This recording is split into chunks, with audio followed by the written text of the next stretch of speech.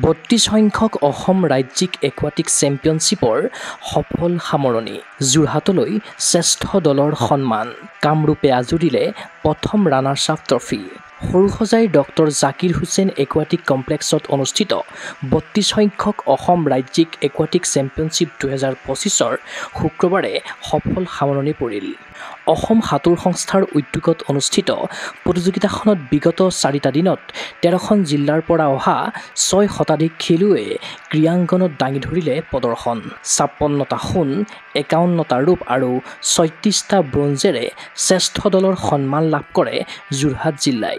ইফালে 35টা সোণ, 38টা ৰূপ আৰু 34টা ব্ৰঞ্জ দখলেৰে প্ৰথম ৰানাৰ্ছ আপৰ ট্ৰফি হস্তগত কৰিলে কামৰূপে। সেইদৰে 7টা সোণ, 8টা ৰূপ আৰু 13টা ব্ৰঞ্জ লাভেৰে তালিকাৰ তৃতীয় স্থানত থাকিল শিৱসাগৰ জিলা। লক্ষণীয়ভাৱে ৱাটাৰ পল' পুৰুষ আৰু মহিলা দুয়োটা ইভেণ্টতে চেম্পিয়নৰ মুকুট পিন্ধিলে শিৱসাগৰে। আনহাতে ৱাটাৰ পলৰ পুৰুষ মহিলা উভয় শাখাত ৰানাৰ্ছ আপ ৰূপে উজলিল যোৰহাট। বিজয়ী ট্ৰফি হাতত লৈ ক্ৰীড়াংগনত খেলুৱৈসকলে কৰিলে আনন্দ উল্লাস।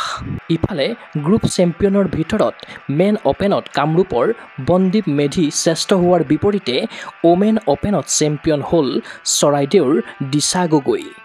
বয়জৰ গ্ৰুপ 1ত যোৰহাটৰ সংস্কাৰ ভূঞা চেম্পিয়ন হোৱাৰ বিপৰীতে গাৰ্লছৰ গ্ৰুপ 1ত চেম্পিয়ন হয় কামৰূপৰ জাহ্নৱী চাংমাই। সেইদৰে গ্ৰুপ 2ৰ বয়জত যোৰহাটৰ পয়াস গগৈ আৰু এৱাৰ্ড আদিত্য চেম্পিয়ন হোৱাৰ বিপৰীতে গাৰ্লছ গ্ৰুপ 2ত চেম্পিয়ন হয় যোৰহাটৰ অংগৰিকা শইকীয়া আৰু ভূমিকা কাশ্যপ। গ্ৰুপ 3ৰ বয়জত যোৰহাটৰ অভিজ্ঞান মৰাণ চেম্পিয়ন হোৱাৰ বিপৰীতে গাৰ্লছ গ্ৰুপ 3ত চেম্পিয়নৰ মুকুট পিন্ধিলে কস্তুৰী গগৈয়ে। 32 সংখ্যক অসম ৰাজ্যিক একুৱাটিক চেম্পিয়নশ্বিপৰ ফলাফলসমূহ জনালে অসম সাঁতোৰ সংস্থাৰ যুটীয়া সম্পাদক চন্দন জ্যোতি ফুকনে।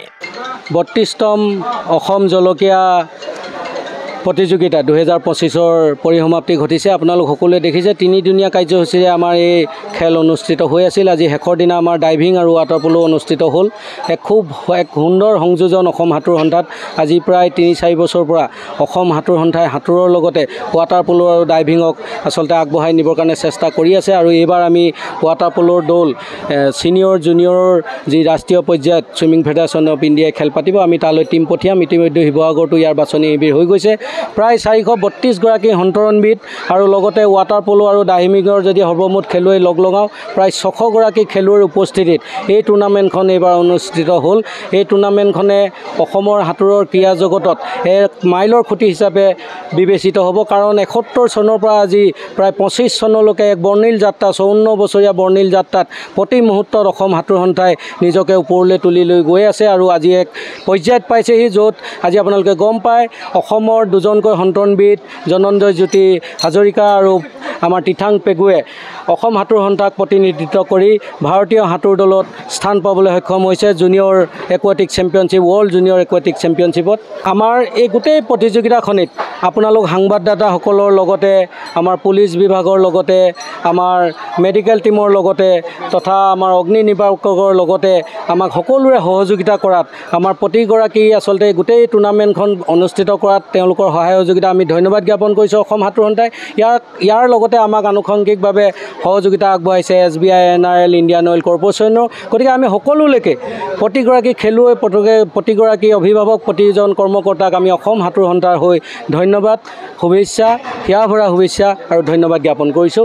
ইয়াতে চেম্পিয়ন আমাৰ যোৰহাট গ্ৰুপ চেম্পিয়ন হৈছে, দল হিচাপে যোৰহাট চেম্পিয়ন আৰু কামৰূপ ফাৰ্ষ্ট ৰানাৰ আপ হৈছে। আৰু ৱাটাৰ পলত শিৱসাগৰ ছোৱালী আৰু ল'ৰা দুয়োটা দলতে শিৱসাগৰ দল চেম্পিয়ন হৈছে। ঠিক তেনেকৈ ডাইভিঙতো খুব সুন্দৰ প্ৰদৰ্শন আমাৰ হৈছে। খেলুৱৈৰ অভূতপূৰ্ব সঁহাৰিয়ে আনন্দিত কৰিলে অসম সাঁতোৰ সংস্থাৰ সম্পাদক ভাস্কৰ ৰঞ্জন দাসক। ৰাজ্যিক প্ৰতিযোগিতাখন সাফল্যমণ্ডিত কৰাত সহযোগিতা কৰা সকলোকে ধন্যবাদসহ কৃতজ্ঞতা জনালে ভাস্কৰ ৰঞ্জন দাসে। আপোনালোক আটাইকে ধন্যবাদ জ্ঞাপন কৰিলোঁ। আজি অতি সুন্দৰভাৱে 32 আছাম একুৱাটিক চেম্পিয়নশ্বিপৰ সামৰণি পৰিলে। অভূতপূৰ্ব সঁহাৰি সহযোগিতা পালোঁ। এইবাৰ প্ৰায় 600ৰো অধিক সাঁতোৰবিদে ইয়াত অংশগ্ৰহণ কৰিলে। আমি এই হৈ যোৱা চেম্পিয়নশ্বিপখনত অতি ভাল ভাল টেলেণ্ট দেখিবলৈ পালোঁ আৰু ইয়াৰ পৰাই আমি অহা আগষ্ট মাহত আহমেদাবাদত হ'বলগীয়া সাব জুনিয়ৰ এইবোৰ ৰাষ্ট্ৰীয় প্ৰতিযোগিতালৈ আমাৰ অসম দল প্ৰেৰণ কৰিম মই আপোনালোকক জনাব পাৰি মানে সুখী হৈছোঁ যে আমি বিভিন্ন যিবোৰ গ্ৰুপ আছিলে ইয়াত আমি বহুত ভাল পাৰফৰ্মেঞ্চ পাইছোঁ আমাৰ ছুইমাৰ্ছবিলাকে বহুত ভাল ফল প্ৰদৰ্শন কৰিলে